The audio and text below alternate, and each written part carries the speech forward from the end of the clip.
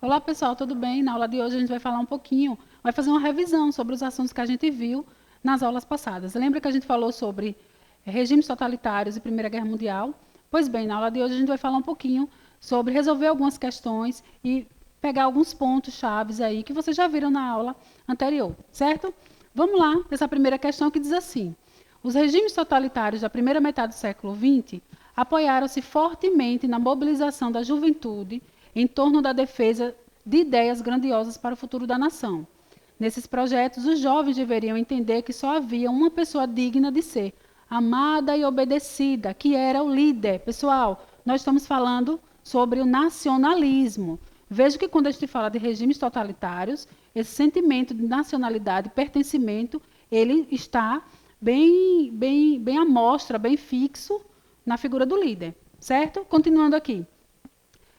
Tais movimentos sociais juvenis contribuíram para a implantação e a sustentação do nazismo na Alemanha e do fascismo na Itália, na Espanha e Portugal. A atuação desses movimentos juvenis caracterizava-se por quê? Pessoal, eu botei uma pegadinha aí, a gente já respondeu até essa questão. Mas será que vocês vão saber responder? Será que vocês vão conseguir entender, compreender, apenas pelo enunciado, qual é o ponto-chave dessa questão? Quais eram os pontos principais dos regimes autoritários? E o nome já está falando: autoridade, a violência, certo? A figura do líder ela estava em exaltação o tempo todo. Essa figura de massa, onde o líder ele deveria, através da propaganda, fazer com que essas massas elas obtivessem aquele ponto que ele estava tratando naquele momento e obedecessem a essa figura do líder. Certo? Então, é nesses pontos aí que essa questão ela se define. Vamos lá observar. Qual alternativa seria a alternativa correta que mostra a atuação desses movimentos juvenis dentro da implantação desse processo nacionalista? A, B, C, D ou a alternativa E? Olha lá. Violenta e radical, com que frequentamos os opositores ao regime. Todas as pessoas que fossem opositoras àquela figura do líder, do regime totalitário, ela ia ser perseguida, certo? Então, característica do regime totalitário sempre vai ser a força e a violência. E nós vamos ter a figura do líder como uma figura suprema, e todos deverão obedecer a essa figura. Joia? Vamos para a próxima questão, que diz assim: os slogans nazifascistas eram publicamente invocados e sempre aplaudidos. Às vezes, em uníssono, pela massa popular em praças públicas. Acredita, obedece, luta. Quem tem aço tem pão, mais canhão, menos manteiga. Nada jamais foi ganho na história sem derramamento de sangue. A liberdade é um cadáver em putrefação. Dentre as alternativas expostas abaixo, qual delas não é uma característica do totalitarismo, pessoal? Veja o que eu falei, citei anteriormente aqui, que as características do regime totalitário eles estão apoiadas aí na violência, na repressão, no uso da força. As massas elas vão estar ouvindo assiduamente a figura do líder e fazendo daquela forma que precisa ser feita, de acordo com o que ele está atribuindo. Então, de que forma, qual dessas opções aí não está coerente com esse modelo de regime totalitário? Vamos lá? Qual a alternativa? Alternativa A, militarismo. Alternativa B, democracia. Alternativa C, nacionalismo. Alternativa D, autoritarismo. Ou alternativa E, estatismo. Pessoal, dentre essas alternativas aí, tanto militarismo, nacionalismo, autoritarismo e estadismo estão relacionadas, estão concentradas nessa forma de governo totalitário, de um regime totalitário. Pessoal, apenas a democracia, ela não está envolta, incluída nesse processo. É um processo totalmente oposto, ok? Então, gabaritem aí, democracia, alternativa B. Terceira questão, diz assim: a ascensão de Hitler ao poder no início dos anos 30 ocorreu de que forma? Alternativa A, pelas mãos do exército alemão, que quis desforrar-se das humilhações impostas pelo Tratado de Versalhes. Letra B, através de uma ação golpista, cuja ponta de lanças foram as forças paramilitares do Partido Nazista. Alternativa C, em consequência de uma aliança entre os nazistas e os comunistas. Alternativa D, a partir de sua convocação pelo presidente Hindenburg para chefiar uma coalizão governamental. Ou alternativa E, através de uma mobilização semelhante à que ocorreu na Itália, com a marcha de Mussolini sobre Roma. Pessoal, essa questão ela fala justamente dessa ascensão de Hitler ao poder, e ela vai acontecer depois de um golpe que Hitler dá aí dentro do poder, certo? Então, a alternativa correta dessa questão, foca aqui, é a alternativa D, a partir de sua convocação pelo presidente Hindenburg para chefiar uma coalizão governamental, ou seja, um golpe. Quarta questão, vamos lá, Primeira Guerra.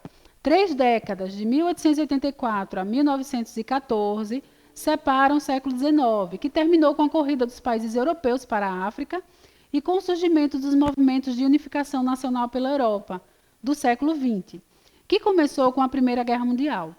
É o período do imperialismo. Lembra que a gente falou do imperialismo, aquela dominação que foi feita pelos países? Pois bem, da quietude estagnante da Europa e dos acontecimentos empolgantes na Ásia e na África. O processo histórico citado contribuiu para a eclosão da Primeira Grande Guerra, na medida em que, observe as alternativas. Alternativa A, difundiu-se as teorias socialistas.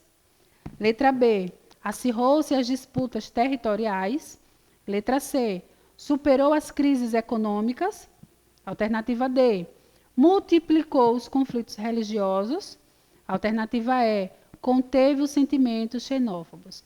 Qual alternativa explica aí o processo de eclosão da Primeira Grande Guerra? Pessoal, percebam que no enunciado a gente fala aqui do imperialismo. E o que é isso? Países que vão para outras regiões querendo anexar colônias, extraindo matérias-primas. Eu estou falando de territórios. Qual a alternativa correta, então, aqui? No enunciado eu já estou falando, já estou dando dicas. Observe aí, letra B. Acirrou as disputas territoriais. É por conta das disputas territoriais envolvidas aqui com o imperialismo que acontecerá as rivalidades que vai provocar aí a Primeira Grande Guerra Mundial. Joia? Próxima questão. Em relação às causas da Primeira Guerra Mundial, é correto afirmar que: alternativa A, a incapacidade dos Estados liberais em solucionar a crise econômica do século XIX colocou em xeque toda a estrutura do sistema capitalista. A instabilidade política e social das nações europeias impulsionou as disputas colonialistas e o conflito entre as potências. Letra B, a desigualdade de desenvolvimento das nações capitalistas europeias acentuou a rivalidade imperialista. A disputa colonial, marcada por um nacionalismo agressivo e pela corrida armamentista, expandiu os pontos de atrito entre as potências. Alternativa C, o sucesso da política de apaziguamento e do sistema de alianças equilibrou o sistema de forças entre as nações europeias, acirrando as lutas de conquista das colônias da África e da Ásia. Alternativa D, o expansionismo na Áustria, a invasão na Polônia pelas tropas alemãs, assustaram a Inglaterra e a França, que reagiram contra a agressão, declarando guerra ao inimigo. Alternativa E, o desequilíbrio entre a produção e o consumo incentivou a conquista de novos mercados produtores de matérias-primas e consumidores de bem de produção, reativando as rivalidades entre os países europeus e os da América do Norte. Percebam aí que a questão pede quais são as causas que vão envolver aí a Primeira Guerra Mundial. A gente já viu todos esses antecedentes lá no início, pessoal. Qual alternativa aí vocês marcariam? Olha aí, alternativa B, a desigualdade e desenvolvimento das nações capitalistas europeias acentuou a rivalidade imperialista, aquela corrida por mercados, a disputa colonial marcada por um nacionalismo agressivo e pela corrida armamentista vão sim expandir pontos entre atritos e pontos entre essas potências aí na Primeira Guerra Mundial. E aí nós temos mais uma questão, que diz assim, sobre a Primeira Guerra Mundial também. À noite, arrastando-se pela cratera de projétil e enchendo-a, a lama observa como um enorme polvo. Chega a vítima, deita-lhe a sua baba venenosa, cega, aperta o círculo à volta dela, enterra, mais um disparo, mais um que se foi. E os homens morrem na lama, como morrem de balas, mas é mais horrível. A lama é onde os homens se afundam, e o que é pior, onde afundam suas almas. A lama esconde os galões das divisas, há apenas pobres bestas que sofrem. Vejam ali manchas vermelhas no mar de lama, sangue de um homem ferido. O inferno não é o fogo. Isso não seria o máximo do sofrimento. O inferno é a lama.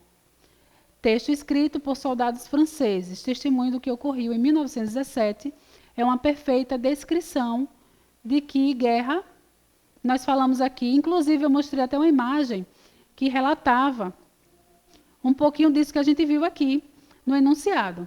Nós temos aí na opção A, guerra de movimento, blitzkrieg, guerra de trincheiras, guerra de mentira ou guerra suja.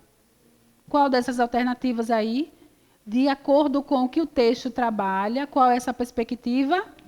Olha aí a perspectiva da guerra de trincheiras. Viu que na imagem que eu mostrei para vocês, o homem estava ali entrincheirado, o corpo do amigo estava abatido no chão, envolto à lama, cheio de sangue, entrando num processo aí de decomposição, e ele não podia fazer absolutamente nada, porque eles não podiam tirar aqueles corpos daquele local. Porque se ele tentasse tirar o corpo do amigo, ele ia ser o próximo que seria abatido, certo? Então, ele continuaria ali daquela forma. Joia? Vamos lá? Então, vou finalizar aqui deixando a atividade do livro para vocês, páginas 106 a 109. Bons estudos e até a próxima aula. Tchau, tchau.